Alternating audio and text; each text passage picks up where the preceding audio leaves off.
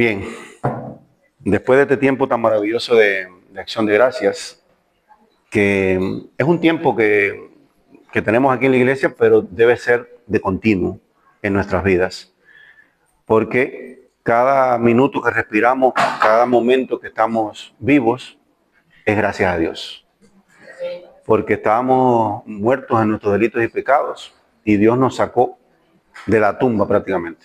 No sé ustedes, pero a mí me sacó. Amén. Entonces, vamos a poner este tiempo de la palabra en las manos de su autor. Miren qué maravilloso que vamos a hablar de un libro, vamos a hablar de una palabra cuyo autor es el que va a estar aquí presente, hablando a través de un siervo inútil. Es algo que en el mundo sería impensable, pero cuando se va a presentar un libro es el autor el que lo presenta, ¿verdad? Pero Dios nos dio ese privilegio de poder hablarle a las personas del libro que Él mandó a escribir a través de más de 40 autores. Bien, entonces vamos a orar para poner este tiempo en sus manos. Padre, en el nombre de Jesús, te damos las gracias por tu amor y por tu misericordia, Señor. Porque por tus misericordias, que son nuevas cada día, no hemos sido consumidos, Señor. Gracias, Padre, porque nos sacaste, Señor, de nuestros delitos y pecados. Estando muertos, Señor, nos diste vida y vida en abundancia, Padre. En el nombre de Jesús, te pedimos, Señor, que este tiempo de exposición de la palabra sea un tiempo en que tú, Padre Santo, te glorifiques en este lugar.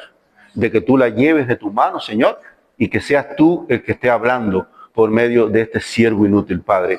En el nombre de Jesús te damos las gracias. Amén. Bien, antes de empezar, quiero que cada uno de ustedes en su mente hagan el siguiente ejercicio, un ejercicio mental. Quiero que piensen retrospectivamente, menoteo por supuesto, porque está dormido y porque no tiene retrospectiva aún. Piensen en lo que ustedes estudiaron, en lo que ustedes han ejercido, la profesión que ha tenido cada uno, las cosas que han aprendido en su vida, quieran ustedes o no, porque hay veces que nosotros estudiamos cosas o nos instruimos en cosas que no son por voluntad propia. Se lo digo por mi ejemplo. Yo estudié ingeniería en telecomunicaciones, pero antes de salir de Cuba, estuve un tiempo en una escuela. Y en esa escuela pasé cursos de didáctica, cursos de pedagogía, que nada tiene que ver con la ingeniería. Y a veces nos preguntamos, ¿para qué? Entonces quiero que cada uno piense, por ejemplo, yo sé que Carlos es tapicero. Piensa en el tiempo que tú trabajaste como tapicero. Yo sé que Wilder es artista plástico. Yo sé que mi hermano Alberto es fontanero y trabajó mucho como fontanero y le gustaba. Yo sé que mi hermano Marcos era minero y así. Yo sé que mi hermana es médico y ejerció como médico. Bien, quiero que empiecen en eso y lo tengan en la mente porque de eso vamos a hablar hoy. Amén. Entonces, vamos a hablar también de varias cosas, pero quiero hacer algunas definiciones antes de leer la palabra, para después decirle el tema de la prédica. Amén. Bien, vamos a hablar de una moneda que se llama estatero. No sé si han leído en la Biblia que se menciona un pasaje donde Jesús hace un milagro y provee a alguien de un estatero que esa persona necesitaba, ¿verdad? Entonces, un estatero es una antigua moneda griega que podía ser de plata o de oro y que equivalía a 4 dracmas o medio ciclo, que era una moneda que se usaba mucho en aquellos tiempos porque la cultura griega como que se expandió mucho por todos esos lugares y de hecho se usaba el griego como idioma internacional y se usaba esa moneda también. Se dice que es la moneda más antigua que existe, ¿verdad? El estatero, téngalo en la mente. También vamos a hablar del impuesto del templo. En los tiempos de Jesús era de costumbre cobrarle a todos los varones judíos mayores de 20 años un impuesto que consistía en 2 dracmas, quiere decir medio estatero. Ese impuesto era para el mantenimiento del templo, porque todos sabemos que los levitas y los que trabajaban en el templo no tenían ningún tipo de ingreso, ¿verdad? No tenían profesión, no tenían una tierra, no les fue repartida una tierra en la tierra prometida, por lo tanto tenía que sustentarse con algo, ¿verdad? Entonces era un impuesto que se cobraba. Y vamos a hablar también del mar de Galilea. El mar de Galilea, conocido también como lago de Genesaret, porque Genesaret es una llanura que existe ahí al lado de ese lago, y es conocido también como el mar de Tiberíades, que es una ciudad que actualmente está incluso en ese lugar, y es conocido también como el lago de Kineret, que en hebreo significa arpa, porque ese lago tiene la forma de un arpa antigua. Bien, entonces, ahora estamos en condiciones de leer la palabra. Vamos a la palabra en el Evangelio según Mateo, capítulo 17, de los versículos 24 al 27. Mateo 17, el Evangelio según Mateo, recaudador de impuestos, capítulo 17, versículos 24 al 27. Y dice así. No hay problema, no hay problema. No hay problema. Estas son cosas de las emisiones en directo. Así que no se preocupe. Es parte de la producción. Dice así la palabra. Leemos en el nombre del Padre, del Hijo y del Espíritu Santo. Cuando llegaron a Capernaum, vinieron a Pedro los que cobraban los 2 dracmas y le dijeron: ¿vuestro maestro no paga los 2 dracmas? Y él dijo: sí.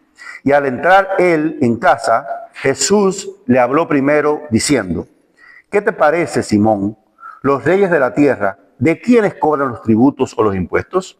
¿De sus hijos o de los extraños? Pedro le respondió: de los extraños. Jesús le dijo: luego los hijos están exentos.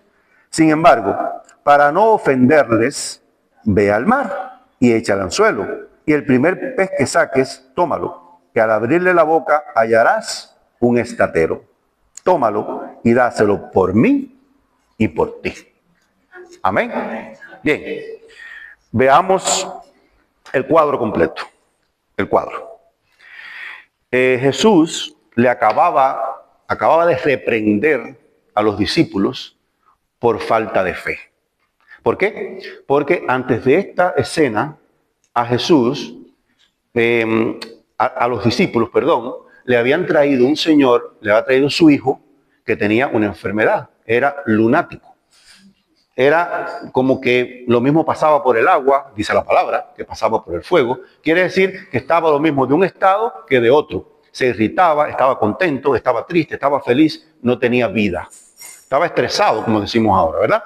Y se lo trajeron a los discípulos y los discípulos no pudieron sanarlo, ¿verdad? Y Jesús, cuando le trajeron, el hombre vino a Jesús y le dijo: maestro, por favor, sánalo. Lo traje a los discípulos y ellos no pudieron. Y él los reprendió y le dijo: falta de fe, ¿hasta cuándo voy a estar con ustedes? Reprendió al espíritu que tenía el muchacho y se fue el espíritu. Amén. Entonces, después de esto, parece que fueron a Capernaum, si mal no recuerdo, y entraron en una casa. Pero parece indicar que Jesús entró y Pedro se quedó fuera. Y en eso llegaron los que cobraban el impuesto del que le acabo de hablar. El impuesto del templo, ¿verdad? Que eran los 2 dracmas. Y le preguntan a Pedro: ¿acaso tu maestro no paga los impuestos? Y Pedro le dijo: sí. Pedro respondió sin consultar con Jesús. Porque saben que Pedro era así. Era sanguíneo, era imponente, ¿saben cómo era Pedro? Y le dijo: sí, cómo no. Entonces, pasaron a la casa, pero apenas entran, Jesús les habló primero. Amén. Miren, aquí hay una pequeña perla que quiero compartir con ustedes. Cuando dejamos que Jesús hable primero, el milagro va a suceder. Cuando callamos y dejamos que Jesús hable por nosotros, el milagro está garantizado. Hace un tiempo pudimos debatir en una prédica sobre lo importante que es escuchar en vez de oír. Amén. Y que tenemos que dejar a las personas que hablen para nosotros escuchar y saber lo que la persona está diciendo. En este caso, Jesús se le adelantó a Pedro y le dijo: Pedro, los reyes, ¿de quién cobran los impuestos? ¿De los extraños o de sus hijos? Y él le dijo: bueno, de los extraños. Y dije, bueno, pues los hijos están exentos, ¿verdad? Quiere decir que yo estoy exento de pagar y que tú estás exento de pagar. Pero para no molestar a esos que vienen a cobrar, pues ve al mar, pesca, ¿verdad? El primero, fíjense ese detalle, el primer pez que pesques con el anzuelo va a tener en su boca un estatero y ahí paga por ti y por mí. Amén. Entonces, esto que hemos analizado encierra 4 enseñanzas muy hermosas, 4 enseñanzas que el Señor le quiso dar a Pedro y por consiguiente a nosotros, sus hijos, porque nosotros también somos hijos del Señor, que tienen que ver con lo siguiente. Y vamos a verlo paso a paso. Por eso fue que les dije que pensaran, y disculpen, en lo que les dije al principio, que pensaran en sus profesiones, en las cosas que han hecho de por vida, ¿verdad? Porque fíjense el detalle que Jesús mandó a Pedro ¿a qué? A pescar. ¿Y qué era Pedro? Por ahí va la cosa. Bien. Número 1, que nos enseña este pasaje. La soberanía y la providencia del Señor.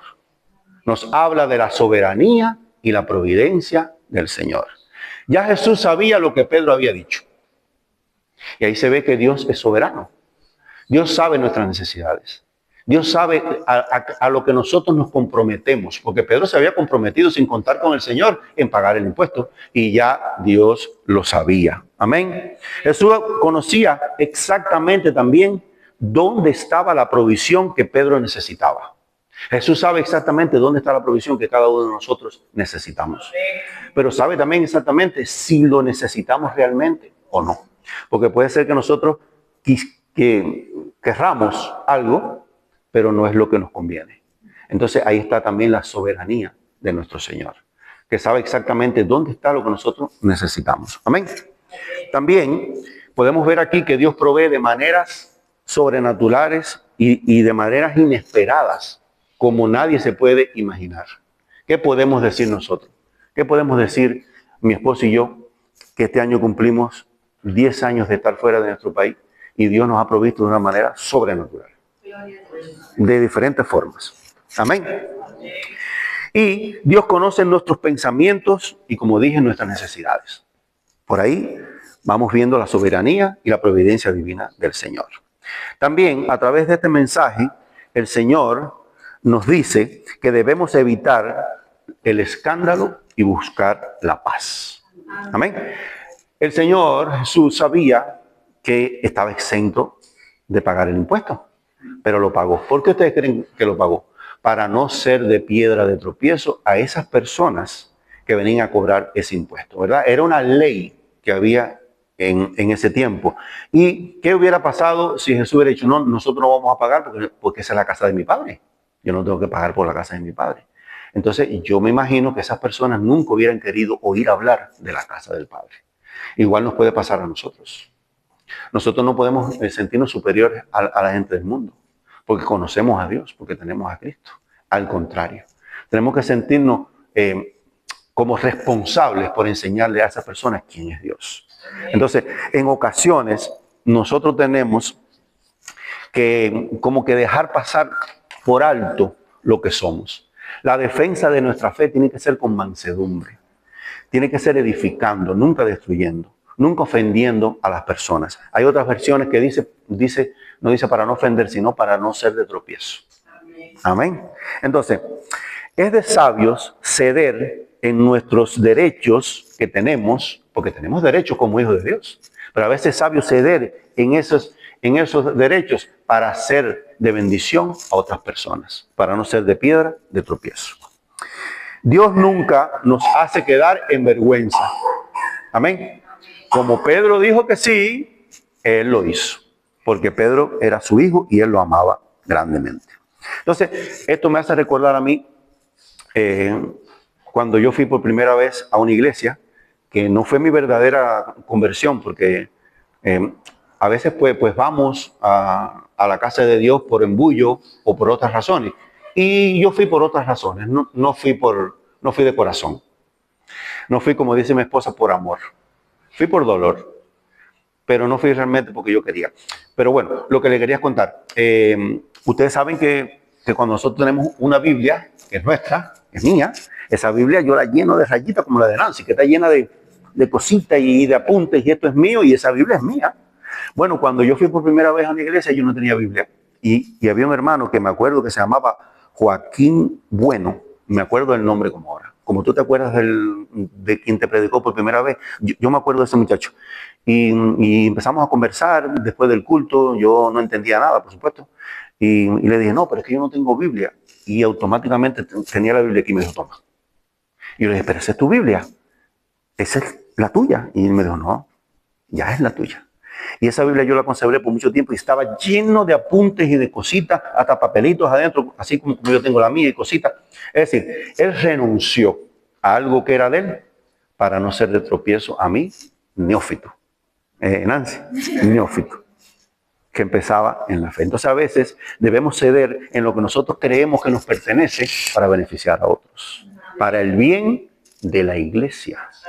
Es poner el bien de la congregación por encima de nuestro propio bien. Y eso lo está enseñando Jesús en este pasaje. También Jesús le enseña a Pedro y a nosotros el valor que tiene la obediencia activa.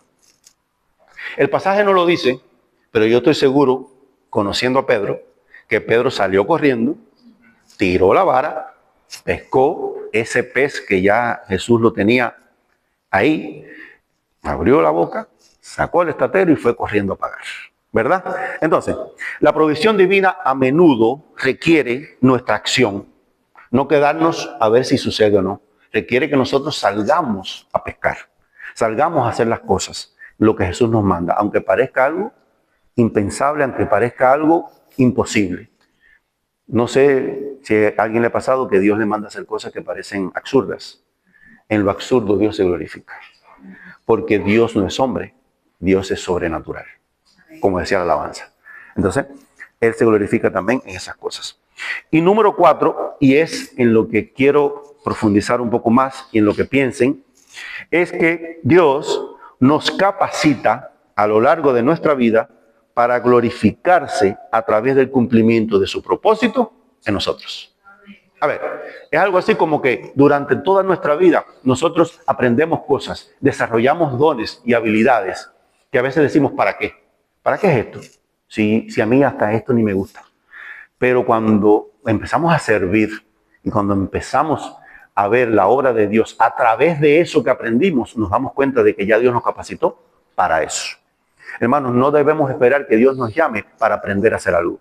Nosotros podemos servirle a Dios tal como somos, tal como Dios nos ha preparado, con nuestro carácter, como era Pedro, con nuestras virtudes, con nuestros defectos. A veces nuestros defectos Dios los usa para glorificarse y para hacer de bendición a personas y mostrar a Cristo a través incluso de defectos. Porque la palabra está llena de ejemplos de eso, de cómo Dios utiliza lo bueno y lo malo para glorificarse. Entonces, Jesús realiza el milagro que hizo a través de la profesión de Pedro. Él no mandó a Pedro a otra cosa que no fuera a lo que él sabía hacer. Amén. Entonces, es muy posible, es muy probable de que Dios te mande a hacer para él cosas que ya tú sabes hacer. Es muy probable. Entonces, Dios realiza milagros y prodigios a través de aquello o de esas cosas para lo cual fuiste capacitado, como dijimos. Entonces, hermanos, de esto yo he hablado mucho porque es algo que el Señor me ha inspirado, no es inspirado, Dios me ha tocado a que hable de eso. Es de descubrir el propósito que nosotros tenemos. Es de saber lo que Dios quiere hacer con nosotros. ¿Verdad? Entonces, si quieres un norte, ¿sabes lo que es un norte? En Cuba decimos así, un norte. Si quieres un norte, saber, una brújula, saber más o menos cuál es tu dirección, ponte a pensar en lo que tú has sido capacitado. Ponte a pensar las enseñanzas que tú has recibido. Ponte a pensar en las cosas que tú has hecho. Ponte a pensar en las enseñanzas que has recibido, aunque no sea por voluntad propia, como lo dije al principio. Porque, como le dije, yo no quería estudiar nada de pedagogía. Y esas cosas me han servido para hablarle a las personas, para saber cómo enseñar, cómo decirle a las personas la palabra, cómo explicar las cosas que Dios me ha permitido conocer. Entonces, un caso en la Biblia, un caso muy particular, es el caso de Moisés. A ver, Moisés era hijo de hebreos. Amén. Pero por los planes de Dios y las provisiones divinas de Dios fue a parar ¿a dónde? Al palacio de Faraón. Y en el palacio de Faraón dice la palabra en Hechos 7:22, que lo vamos a leer. Hechos 7:22. El libro de los Hechos, capítulo 7, versículo 22. Dice así: y fue enseñado Moisés en toda la sabiduría de los egipcios, y era poderoso en sus palabras y obras. Los egipcios eran muy famosos porque eran buenos constructores. Y no sé si han visto la serie de Moisés, pero ahí lo presenta como que él era arquitecto. Era uno de los mejores arquitectos. La palabra no lo dice, pero se supone, porque los egipcios eran buenos arquitectos. Entonces, Dios usa eso que Moisés aprendió. ¿Para qué? Para que Moisés pudiera comprender exactamente cómo Dios le dijo que era el tabernáculo. Si no, Moisés no hubiera podido enseñarle al pueblo y decirle al pueblo cómo era el tabernáculo que Dios quería construir. Porque Dios se lo dio con medidas exactas, con un plano exacto, con los materiales exactos. Es decir, cuando se va a hacer una obra, en el proyecto de la obra viene el plano, pero viene la descripción de los materiales, lo que se va a usar, dónde se va a usar, a qué hora se va a usar. Y gracias a eso Moisés pudo entenderlo y transmitirlo a aquellos dos que también Dios capacitó para que pudieran ejecutar esa obra. Creo que uno se llama Bezalel. Amén. Bien, ese es un ejemplo muy práctico de la palabra, porque Moisés tampoco pensaba ser pastor de ovejas. Y se pasó 40 años pastoreando las ovejas del suegro, porque iba a pasar otros 40 años pastoreando las ovejas del Señor. Y fue una tarea titánica, aquel pueblo por el desierto. Es decir, que Moisés se preparó en cosas que él ni se imaginaba que Dios lo iba a usar con esas cosas. Igual Dios la puede hacer contigo. Y Dios puede usar tu profesión para glorificarse. Y es lo que quiero que entiendan en el día de hoy. No busquen otras cosas. No busquen, yo quiero hacer esto, yo quiero cantar, yo quiero recitar, yo quiero componer canciones, yo quiero predicar, yo quiero hacer esto. No, no, no. Es lo que tú eres, con tu carácter como era Pedro. Con tu profesión, la que Dios te dio, con tu don, que al menos tienes uno como decía el pastor. Eso que Dios te dio, Dios lo va a usar de seguro, ¿verdad? Yo sé que Dios quiere usar los conocimientos de fontanería de mi hermano Alberto. Porque eso Dios lo puede usar de la manera más maravillosa que no te puedas imaginar. Porque usó la profesión de Pedro para un milagro sobrenatural. Amén. Entonces, Dios puede usar los conocimientos que tiene Edu de cocina, de servirle a las personas. Dios puede usar los conocimientos que tiene mi esposa y Sonia de bibliotecología, para andar con los libros, para tratar con las personas, para incluso enseñarles, porque ellas fueron maestras las dos. Y cómo Dios ha usado todo lo que nuestro pastor aprendió en el ejército. Esa disciplina, esa disposición, esa seriedad para hacer las cosas. Dios lo ha usado. Él ni se imaginaba que iba a ser pastor. Estoy seguro. Desde que él tuvo razón de ser y le gustó, yo estoy seguro que lo que pensaba era ser futbolista. Porque el regalo que recibía de cumpleaños todos los años era un balón de fútbol. ¿Sí o no? Entonces. Pero Dios te estaba preparando ya para guiar a sus ovejas. Y necesitabas carácter, necesitabas disciplina, necesitabas corrección para poder hacerlo. Amén. Entonces, otro aspecto que tiene esto es el siguiente. Fíjense en un detalle. Dios proveyó para Pedro y para él. Hermano, lo que Dios provea para ti es para cubrir tus necesidades, sí. Es para cubrir tus anhelos, sí. Siempre y cuando estén dentro de la voluntad de Dios. Pero también lo que Dios provea para ti es para que tú contribuyas al crecimiento de su reino en la tierra. Lo que Dios te da no es solo para ti, es para la congregación. Por eso el pastor decía que somos de bendición también. Lo que recibimos es para que, según recibimos de Dios, así demos. Entonces, fíjense que Pedro pagó, y qué casualidad que la moneda que se encontraron era para pagar 2 impuestos. ¿Lo notan? Era para pagar 2 impuestos, no era para uno. Y la necesidad que tenía Pedro era la de él. Pero él dijo que el maestro también lo pagaba. Por lo tanto, Dios proveó para los dos. Amén. Entonces, Tu milagro personal, el tuyo, tu estatero, el estatero tuyo, no el de todos, el tuyo, estoy seguro que Dios quiere hacerlo con tus habilidades, con lo que tú eres, con tu carácter incluso. No es porque seas gruñón, no porque seas malo, no porque te molestes por cualquier cosa, no porque quieras hacer las cosas a tu modo, no porque en ocasiones te enfades demasiado, que eso pasa. Pero puede ser que Dios use ese enfado para glorificarse a través de ti y con lo que tú eres. Disculpen que insista tanto en esto, pero es el tema principal que quiero transmitirle. Como tú eres, lo que sabes, lo que has aprendido, Dios va a traer tu estatero. Por eso, el título de la prédica, que no lo he dicho, es así. Pesca tu propio estatero. Pesca tu propio estatero. ¿Qué quiere decir? Con lo que tú sabes, con lo que eres, con la profesión que tienes, busca tu milagro. Agarra tu milagro. Dios quiere hacerlo, por supuesto, pero agárralo, porque Dios quiere hacerlo. Entonces, miren este otro detalle. Jesús le mandó a Pedro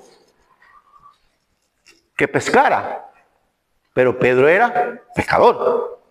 Pero Pedro, usualmente, según lo hemos visto en la Biblia, pescaba ¿con qué? Con redes.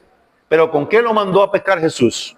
Con anzuelo. Entonces, vamos a analizar lo siguiente. Miren, la Biblia da detalles de dos pescas milagrosas, según lo que yo he leído en mi Biblia. No sé si en la Biblia ustedes es así. Dos pescas milagrosas. La primera, que está en Lucas 5, del 1 al 11, no lo vamos a leer solo para referencia, y ocurre en el mar de Galilea. Por eso hablamos del mar de Galilea, porque ahí es donde se produce este milagro, ¿verdad? Y esta pesca milagrosa ocurre al inicio del ministerio de Jesús. Y a través de esa pesca, Jesús logra que Pedro reconozca su condición y reconozca la condición de Jesús. A través de ese milagro, Pedro logró reconocer quién era él, pecador, y quién era Jesús. Porque hasta ese momento él no había reconocido a Jesús. Y a través de eso comenzó la elección de los discípulos y comenzó el ministerio de Jesús a fortalecerse. Fíjense que ese milagro de la pesca con redes fue para el bien de muchas personas. Amén. La segunda pesca milagrosa es después de la resurrección, ¿verdad? Y está en Juan 21, del 1 al 14. Juan 21, del 1 al 14. Ocurre también en el mar de Galilea. Qué casualidad. Y en ella estaban varios de sus discípulos, varios. Pero ocurre algo muy puntual. Juan es el único que reconoce a Cristo. Porque recuérdense que cuando él se le presenta a sus discípulos, lo hacía de una forma para que ellos no lo reconocieran. Ocurrió con los que iban camino de Maús, ocurrió con Tomás, que tuvo que meterle el dedo en la mano para que lo reconocieran. En eso, Juan, su discípulo amado, el que estuvo al lado de él ahí todo el tiempo, reconoce que era Cristo. Y con eso, con ese reconocimiento, sella el perdón de Pedro. Porque recuérdense que Pedro lo había negado ¿cuántas veces? Y muchas veces más que la Biblia no lo conoció, yo estoy seguro, como era Pedro. Porque cuando le cortó la oreja al guardia, ahí estaba negando a Jesús. ¿Verdad? ¿Y cuántas veces nosotros negamos a Jesús? Cuando cortamos las orejas de nuestros hermanos. O cuando no nos comportamos como Jesús quiere y ahí estamos diciendo, no lo conocemos, no conocemos a Jesús. Hacemos lo mismo que hizo Pedro. Amén. Entonces, en ese instante, el Señor perdonó a Pedro. Entonces, esa pesca también fue para el beneficio de muchas personas, de todos los que estaban allí, porque reconocieron a Jesús, reconocieron que Jesús había resucitado. Entonces, todas estas pescas pues fueron con redes y fueron para el beneficio de muchas personas. Ahora, la pesca que te manda hacer el Señor a través de tu profesión es con caña y es para tu milagro personal. Es para ti, es para el beneficio tuyo, pero en retribución tú tienes que beneficiar a muchas personas por lo que Dios ha hecho con ese milagro que es específico para ti. Dios tiene milagros específicos para cada uno de nosotros. ¿Por qué? Porque Dios nos ama de una manera particular a cada uno de nosotros. Dios tiene un amor individualizado, porque somos todos diferentes. Ninguno de nosotros es igual. ¿Por qué? Porque somos creación de un Dios sobrenatural. No es una máquina de hacer personas. No es una fábrica de hacer coches que todos son iguales. ¿verdad? A veces pensamos que los chinos son iguales, pero no son iguales. Sí, porque todos se parecen. Ellos dicen lo mismo de nosotros, que todos nos parecemos, ¿verdad? Entonces, Dios tiene un milagro específico, sobrenatural, individualizado, basado en tu profesión, basado en lo que tú eres, basado en tu carácter, basado en tu experiencia personal, basado en tus emociones, basado en lo que tú has sufrido. Porque como dicen nuestro pastor, ¿quién puede consolar mejor a una viuda que otra viuda? ¿Quién puede consolar mejor a alguien que ha sufrido por los hijos que otra persona que haya sufrido por los hijos? Entonces, el milagro es personalizado. Bien, resumiendo, Dios quiere hacer milagros personalizados a través de tu carácter, tus dones y tus talentos. ¿Verdad? Todos tenemos al menos un don. Y recuerden que un talento es un don que lo hemos desarrollado. Porque a veces tenemos el don, pero no se convierte en talento hasta que no lo desarrollamos. ¿Verdad? Y usualmente es aquello que nos gusta hacer. Aquello que nos sentimos plenos, que nos sentimos satisfechos. Cuando lo hacemos, ahí está el don de Dios. Igual que he escuchado que el ministerio al cual tú estás llamado es aquello que te molesta. Fíjense, qué cosa tan maravillosa. Porque a veces tú te sientes mal porque pues la gente no conoce la palabra. Te dice, sí, pero ¿cómo usted no va a conocer la palabra? ¿Por qué no conoce la palabra? Entonces ahí Dios te está pinchando para que tú enseñes la palabra. Pero mira que esos niños se portan mal en la iglesia, chillan, no sé qué. Ahí Dios te está incitando a que seas maestro de niños. Amén. Entonces, todo tiene que ver. Amén. Entonces, también, a través de esos milagros, Dios muestra su provisión divina y su soberanía. También, esos milagros siempre suceden y cuando estamos involucrados en ellos, debemos siempre buscar evitar conflictos y escándalos y buscar la paz cuando defendamos nuestra fe. También hemos hablado de que la obediencia activa es indispensable para la realización de esos milagros. Si nos quedamos inertes, si nos quedamos sentados, si no tienen chinchetas la silla, el milagro no va a suceder. Aunque Dios es soberano. Y Dios hace las cosas como quiere, cuando quiere, de la forma que quiere, a la hora que quiere y con quien quiere. A veces Dios puede hacer milagros con una persona que nosotros pensamos que no se lo merece. Pero es que nosotros tampoco merecíamos el perdón. Nosotros tampoco merecíamos que Dios muriera en la cruz por nosotros. Y lo hizo. Amén. También Dios nos capacita a través de la vida para glorificar su nombre a través del cumplimiento de su propósito en nosotros. Y los milagros son para nosotros y para hacer crecer el reino de Dios.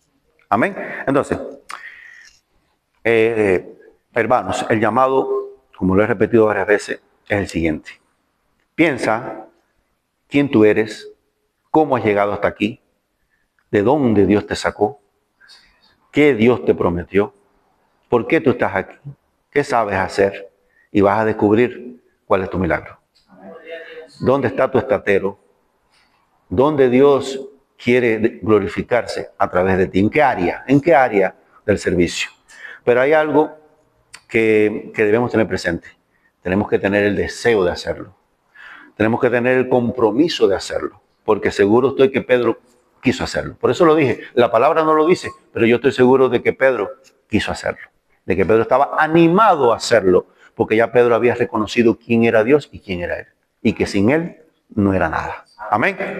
Amén. Entonces vamos a terminar orando de la mejor manera, porque es la forma de nosotros decirle a Dios de que estamos de acuerdo con su palabra. Padre, en el nombre de Jesús, te damos gracias por tu palabra, Señor.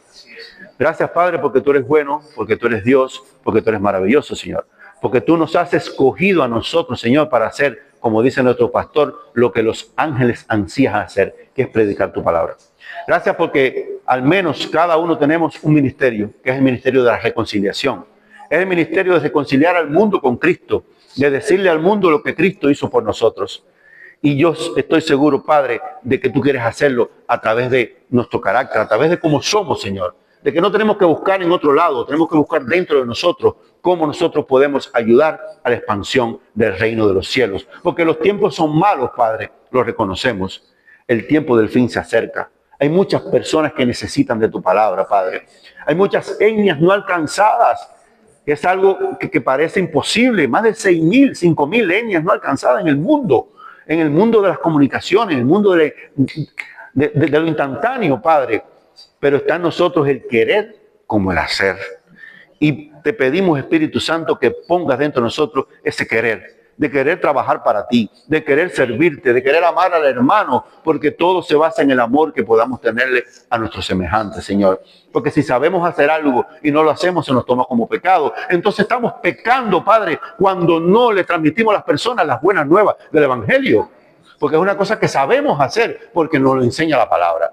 Entonces te pedimos, Espíritu Santo, que llenes tu iglesia de poder, que llenes a tus hijos, Señor, de la unción para salir a las calles, Señor, a explicarle a las personas cuán bueno y cuán maravilloso tú eres. Te pido, Señor, que para todos los que están aquí en este lugar, para todos los que nos vean en las redes sociales, para todo el que escuche esto, Señor, que le des su estatero particular, Padre Santo, y que lo llenes de deseo por pescar ese estatero. En el nombre de Jesús. Amén.